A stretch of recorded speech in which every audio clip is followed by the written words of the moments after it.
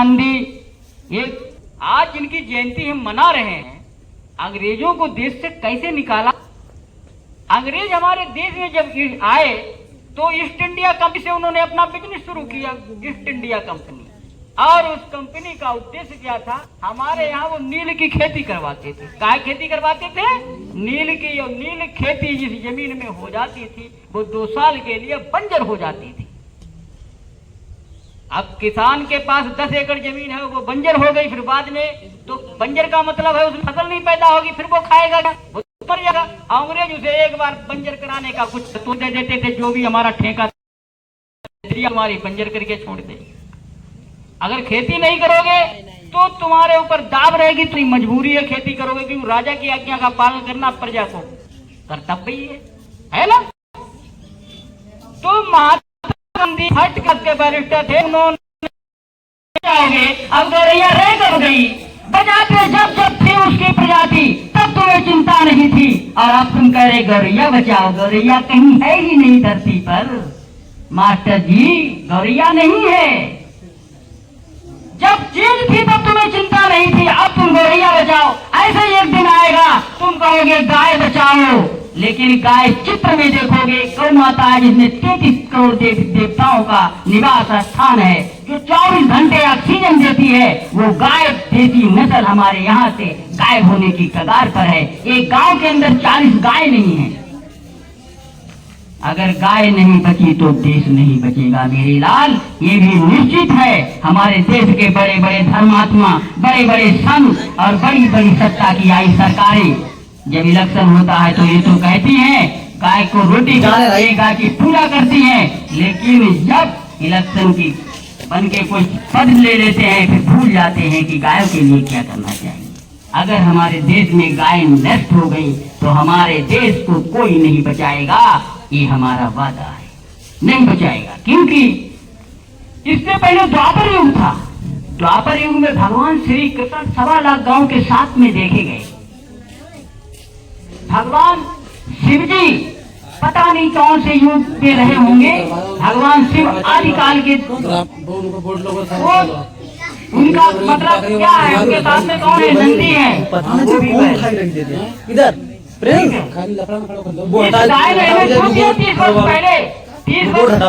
गाय हमारे लिए दूध के लिए सबसे जानी जाती थी। हम लोग दूध पीते थे, इनके बछड़ों से हम खेत जोतते थे।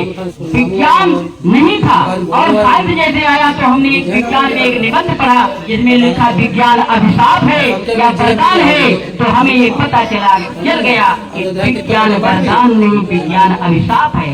और वो शाप क्या है? वो हमारे लिए काल। मनुष्य नहीं, पशु जिस तरीके से बेबस है वैसे मनुष्य भी ताने ताने को 40 गाय मतलब गांव के अंदर नहीं।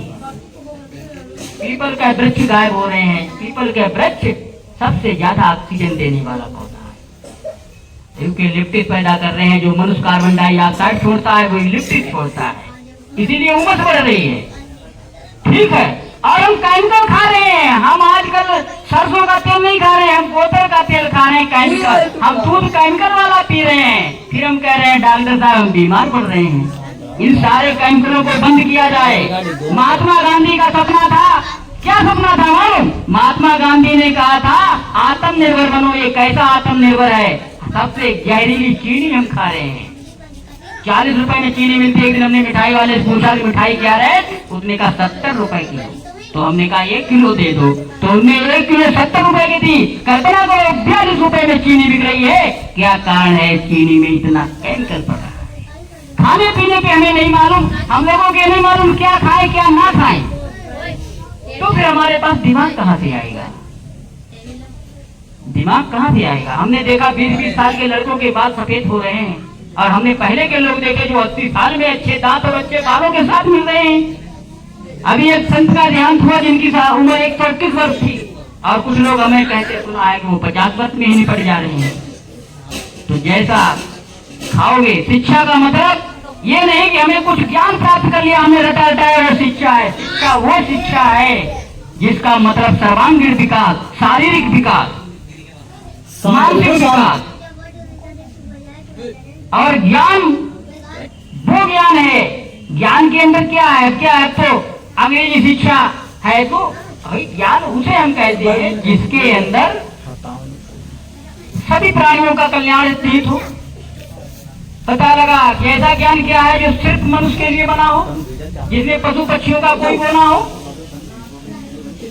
सिर्फ मनुष्य के लिए ज्ञान हो, उसे ज्ञान हम नहीं कहते। ज्ञान वो है हमारा जन्म जो है इस पृथ्वी पर कुछ करने के लिए हुआ।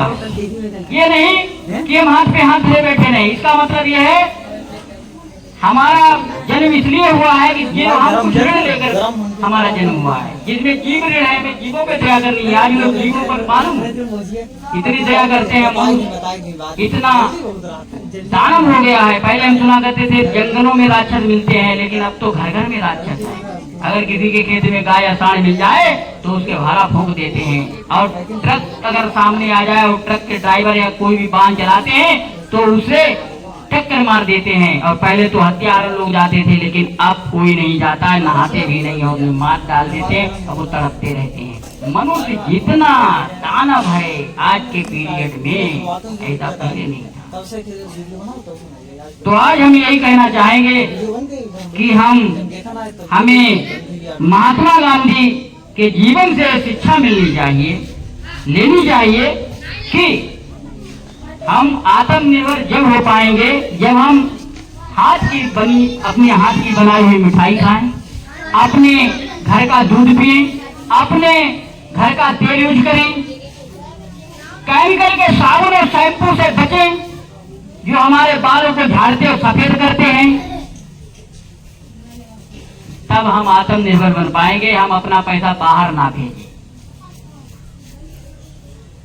ठीक है? तब आत्मनिर्भर बन पाएंगे और हमारा शरीर स्वस्थ होगा, स्ट्रांग होगा, मजबूत होगा। अंग्रेजों ने 200 वर्ष राज्य किया। 200 वर्ष के बाद अंग्रेज चले गए हमारे देश से 47 में, लेकिन अंग्रेजी जो रूल चल रहे हैं वो दिन पर दिन मजबूत होते जा रहे हैं। इंग्लिश कॉन्वेंट खूब चल रहे हैं, लोग धड़ल्ले से पैसा दे रहे हैं। अपनी शिक्षा प्राप्त करने की, अपने धर्म की शिक्षा प्राप्त करने की किसी को चिंता ही नहीं है, किसी को चिंता नहीं है। 200 वर्ष पहले हमारे देश पर मुगलों का शासन था और मुगलों ने हमारे यहाँ गुरुकुलों को ध्वस्त कर दिया, नष्ट कर दिया, और कहा इन्हें मानता नहीं है। फिर अब बचे खुचे अंग्रेजों ने नष्ट कर दिया, हमारी शिक्षा पद्धति को समाप्त कर दिया। अंग्रेज शासन करने लगे, उन्होंने अपने स्कूल खोले, मुसलमानों ने अपने मदरसे खोले थे, मदरसों से शिक्षा दी थी। अंग्रेजों ने अपने अंग्रेजी स्कूल खोले, और वही पद्धति जब अंग्रेज चले गए वही पद्धति आज भी चलती आ रही है। हमारे गुरुकुलों के, हमारे धर्म का हमें ज्ञान नहीं है, लेकिन मुस्लिम धर्म वालों ने अपने मदरसों के माध्यम से अपनी शिक्षा की प्राइवेट व्यवस्था कर ली और अपने बच्चे बच्चे को अपने धर्म का ज्ञान करा दिया। हिंदू इसलिए हिंदू नहीं है, उसे अपने धर्म का ज्ञान ही नहीं, अपने मजहब का ध्यान नहीं। हर आदमी को ज्ञान है, लेकिन हिंदू अपने वेद, अपने पुराण, अपने शास्त्रों का ज्ञान नहीं रखता है, और इसीलिए उसे ये नहीं मालूम कि गाय की कदर हमें कैसे करें। ये बड़ी दुखद बात है। जब तक हमें अपने धर्म का ज्ञान नहीं, तब तक हम क्या हैं? अगर हमें भारतेंद्र हरिश्चंद्र भारत उन्नति कैसे हो सकती है, उन्होंने एक लेसन लिखा है, उसमें क्या लिखा है? उसमें लिखा है कि देखिए कि एक साहब भाई साहब जो थे इंडिया के, वो विदेश गए, स्पीच देने के लिए खड़े हुए, स्पीच देने लगे, तो एक उनसे कहने लगा कि भाई देखिए ये भाई साहब जो है, देखिए ये चश्मा कहाँ का लगाए है? तो कहने लगा ये तो जापान का है मालिक। दूसरे कहने लगे कि भाई ये शर्ट तो अमेरिका की पहने है, पैंट शर्ट तो अमेरिका के। उनने ठीक, उनने चप्पलें उनने के चाइना के हैं। तो ये कहने लगा अरे इनके तो बाल और मूछे हैं, इनके पास कुछ नहीं है। जिस देश के अपना खान पान नहीं, जिस देश का अपना रहन सहन नहीं, या स्टैंडिंग खाना चलता है, उस देश का अपना क्या है? जिस देश के अपने धर्म के ज्ञान नहीं, अगर स्पीच दोगे तो अपने धर्म के बारे में, अगर कोई कहेगा हम बाहर जाएंगे अपने क्या भैया लाए खाने पीने का, में अपने घर की चीजें दो, हम विदेशी चीजें पकड़ाएं बारगेट की, हो गएगा तुम्हारा क्या है? तो हम क्या जवाब देंगे? हम अपने खाने पीने रहन सहन की चीजें रखें। आज फिर हो गए आपके धर्म, आपने आपका विरासत में जो धर्म मिला है, आपके पूर्वज हैं उनका नॉलेज कहाँ है? आप क्या बताओगे? आप कहोगे विलियम शेक्सपियर को हम जानते हैं, हम जॉन मिल्टन को जानते हो, तो कहेंगे तो मेरे देश के, तुम्हारे देश में कौन कवि हुए, तुम्हारे देश में कौन राइटर हुए, तुम जिस मातृभूमि पैदा हुए तुम्हारे यहाँ कौन है? अब कोई आज कोई बच्चा कंपटीशन के लिए जाता है, हमने कहा कौन से जिले से, उन्होंने कहा मैं डिस्ट्रिक्ट शाहजहांपुर से। बताओ शाहजहांपुर किन नदियों के पास में बताओ शाहजहांपुर के कौन से स्वतंत्रता सेनानी है? तो ये थोड़ी पूछेगा इलाहाबाद में कौन थे। अगर तुमने कहा पिपरिया में थे, पिपरिया में फराजी जानते हो, जनरल सी बात है। तो पहले हमें अपने पास पड़ोस का नॉलेज होना चाहिए, तब हम जाकर बाहर का ज्ञान प्राप्त करें। लेकिन आज हम बाहर का ज्ञान प्राप्त करते हैं। हमने सुना है बच्चे कहाँ पढ़ाएंगे? कैम्ब्रिज कॉन्वेंट में पढ़ाएंगे। घर में नहीं दाने अब अम्मा चली बनाने। पता लगा है कि घर में रुपया नहीं, महीना साल में 1 लाख की आमदनी नहीं, इंग्लिश मीडियम में पढ़ेंगे, 1 साल पढ़ाए फिर तबलीगी के बाद उनका तो बताओ सरकारी में पढ़ेंगे। जितनी क्षमता हो उतना काम करो, क्षमते से अधिक काम मत करो, ठीक है? एक कहावत है कि गधे पे पोथी लाद देने से पंडित नहीं हो जाता, इंग्लिश मीडियम में एडमिशन करा देने से कोई अंग्रेज नहीं हो जाता, समझिए? इंग्लिश मीडियम में पढ़ने से कुछ नहीं होता, माहौल मिलना चाहिए। और अंग्रेजी कोई इतनी कठिन भाषा नहीं जिस पर आप सीख ना सको। और हिंदी, अब आप कहते हैं, कुछ लोगों के कहते हैं कि हमें अंग्रेजी नहीं आती है, तो हमें अंग्रेजी बताओ, अंग्रेजों को हिंदी आती है क्या? उन्हें हिंदी भी तो बहुत कठिन लगती है, तो उनकी भाषा है तो हमें कठिन लगती है, तो क्या हुआ? फिर भी हम हिंदुस्तानी काफी अंग्रेजी बोल सकते हैं, समझ सकते हैं, बट अंग्रेज न बोल सकते हैं न समझ सकते हैं।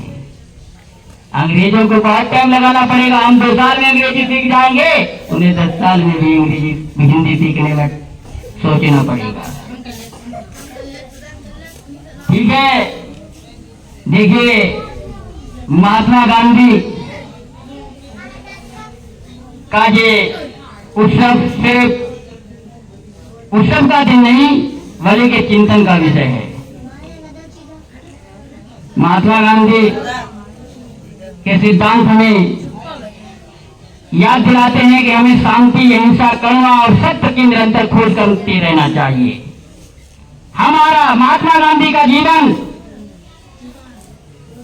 आजीवन वो इस बात पर रहे, अन्याय के खिलाफ खड़े रहे।